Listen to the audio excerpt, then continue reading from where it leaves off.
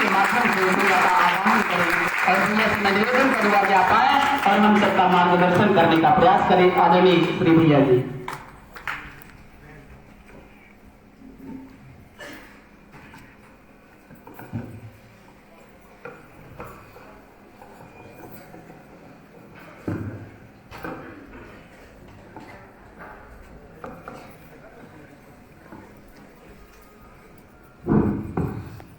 बोलिए भगवती माता आदि शक्ति जगत जननी जगदम्बे मात की जय। परम पूज्य योगीराज सत्य पुत्र जी महाराज की जय। बोलिए सच्चे दरबार की जय।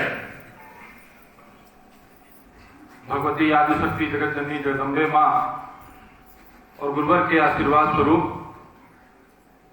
यहाँ पर 24 घंटे का कार्यक्रम संपन्न हुआ। सूक्ष्म रूप में यहाँ पर विद्यमान भगवती माता के चरणों में, गुरुवर के चरणों में मैं निवेदन करता हूँ कि जो जिस भाव से इस 24 घंटे के कार्यक्रम में उपस्थित हुए हों, उनकी मनोकामनाओं की पूर्ति अवश्य हो। भगवती मानव कल्याण संगठन एक विचारधारा के रूप में देश भर में अनेक जिलों में कार्य कर रहा है।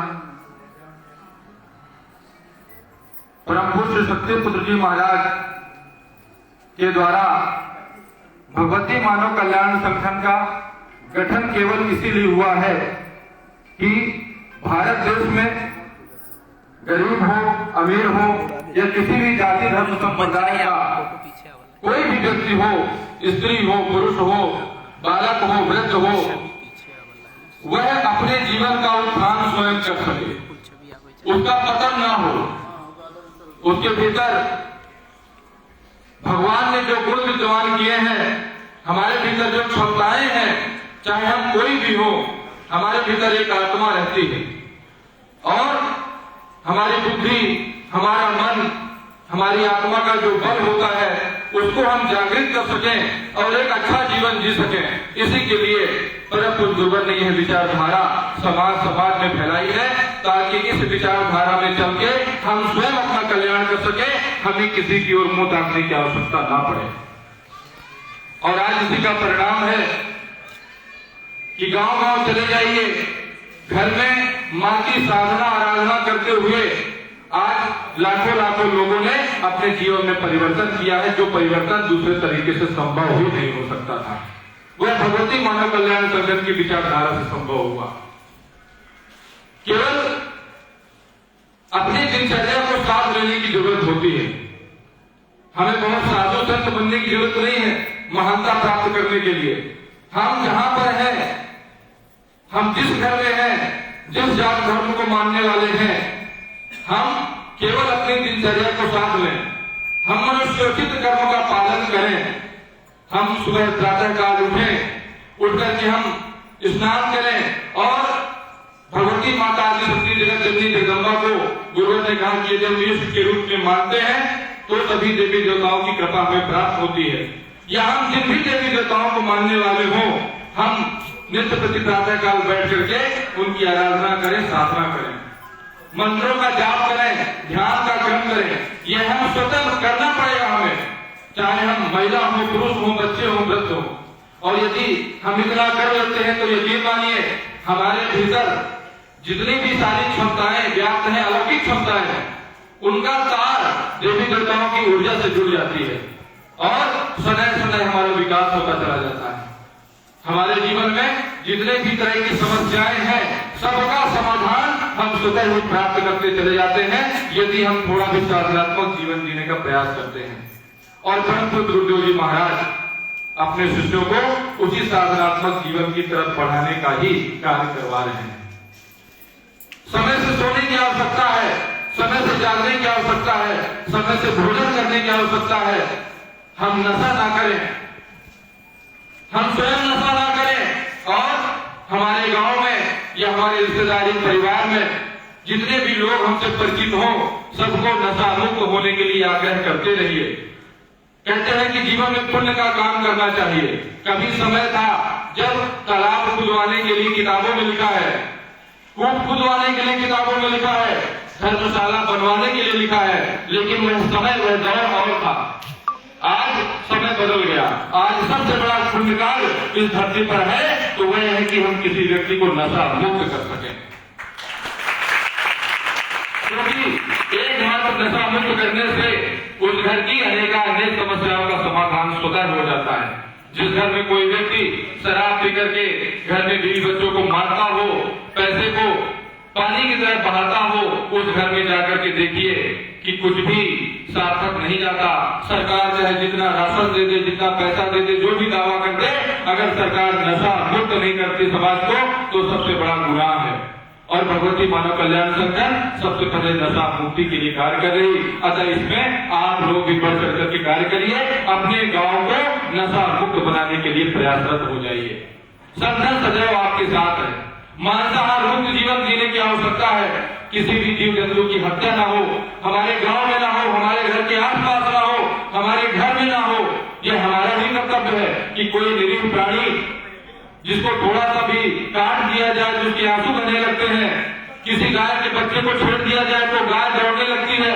ये सब हम देख सकते हैं और हमारी आंखों के सामने जीव जंतुओं का वध होता है। अगर हमारे गांव में ऐसा होता है तो यकीन मानिए पूरे गांव में उसका कहीं न कहीं असर पड़ता होगा, कहीं न कहीं सबके जीवन में समस्याओं का सामना करना पड़ता होगा।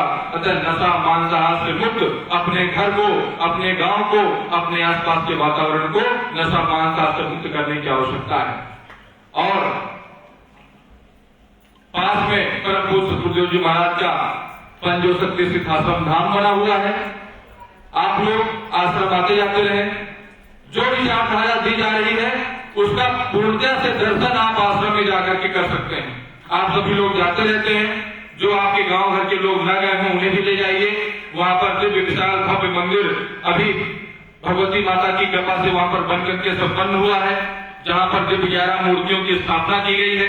उसकी ऊर्जा इतनी व्यापक है कि दुर्गा चालीसा का अखंड पाठ पिछले 27 साल से चल रहा।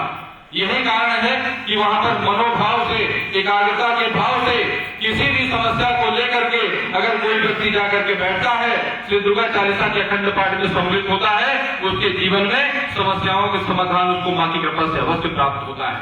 अतः सिद्धाश्रम धाम जाते रहें, लोगों को लेकर के जाते रहें, अपने जीवन में आप परिवर्तन लाइए। भगवती मानव कल्याण संगठन की यह दुर्गा चालीसा का पाठ जो प्रत्येक दिन पूरे देश भर में हजारों जगह पर संपन्न होता है, इस दुर्गा चालीसा के पाठ के माध्यम से ही हजारों लोगों को रोज नशा मुक्त भी सहज रूप से किया जाता है और एक ऐसी विचारधारा से जोड़ा जाता है जिसमें लोग जुड़ करके घर के घर में परिवर्तन लाने का कार्य करते हैं। अतः इस दुर्गा चालीसा पाठ को अपने घरों में भी जो नए लोग यहाँ पर हो आप करवाएं, निःशुल्क रूप से कराया जाता है। 5 घंटे और 1 घंटे का कार्यक्रम भी कराया जाता है। माँ की कृपा आपके घर में बरसे, आपके घर में अखंड अनुष्ठान हो, यही इस विचारधारा का प्रयास होता है। आप लोग साधनात्मक जीवन जीने की ओर अग्रसर हो, यही इस विचारधारा का एक प्रयास है। अतः सभी लोगों से मैं यही आग्रह करूंगा। और साथ में एक और जानकारी कि 10-11 फरवरी को बिलासपुर में जो वर्ष में एक बार परम पूज्य गुरुदेव जी महाराज के द्वारा बाहर शिविर लगाया जाता है, वर्ष में एक बार वह शिविर 2024 वर्ष में फरवरी माह में 10-11 फरवरी को बिलासपुर में छत्तीसगढ़ में संपन्न होता है। अतः आप सभी लोग जो भी वहां पर पहुंच सके, आप लोग अवश्य पहुंचने का प्रयास करिएगा, क्योंकि शक्ति चेतना जनजागरण शिविर में पहुंचने से मां की कृपा अवश्य प्राप्त होती है, दिव्य आरतियों का लाभ मिलता है और गुरुवर के चेतनात्मक प्रवचन सुनने को मिलते हैं। और यह 24 घंटे का पाठ जो हमारे दिवंगत वरिष्ठ कार्यकर्ता शरद कुमार त्रिपाठी जी जो हमारे बीच में नहीं है, उनकी स्मृति में उनके कल्याण हेतु यह कार्यक्रम यहाँ पर किया गया है। आदरणीय श्री त्रिपाठी जी जब तक रहे परम पूज्य गुरुदेव जी महाराज की विचारधारा को जन जन में प्रचारित करने का कार्य करते रहे, सदैव एक महात्मा की तरह जीवन जीते रहे। और यही कारण है, यही प्रभाव है साधनात्मक जीवन जीने का कि जो साधनात्मक जीवन जीता है अंतिम अवस्था में भी चैतन्यता के साथ ही बन जाता है।